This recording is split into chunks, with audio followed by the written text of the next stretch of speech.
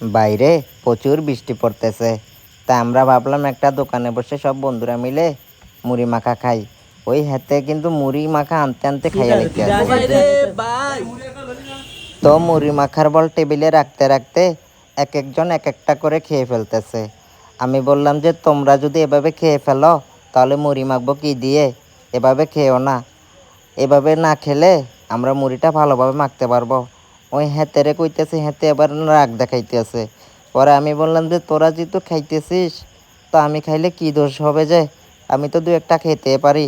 এটা বলি একটা চপট করে নিয়ে নিলাম, নিয়ে তো আর কোনো কথা নেই, মুখের ভিতরে ভরে কটর কটর করে চাবাতে শুরু করলাম। চাবাতে চাবাতে চোখগুলো যেন বড় হয়ে যাবে, যে মুখে এত মজা লাগতেছে। সবাই একসাথে মুড়িটা মাখতে আছে, মুড়িটা মাখার সাথে সাথে যে এত স্বাদ হয়েছে বলার ভাষা নেই। যে ভাইয়া এত মজা হবে আগে জানতাম না। একটা কাঁচামরিচ কটর করে মুখের ভিতরে ভরে দিয়ে দেখলাম যে গালটা পুড়ে গেল।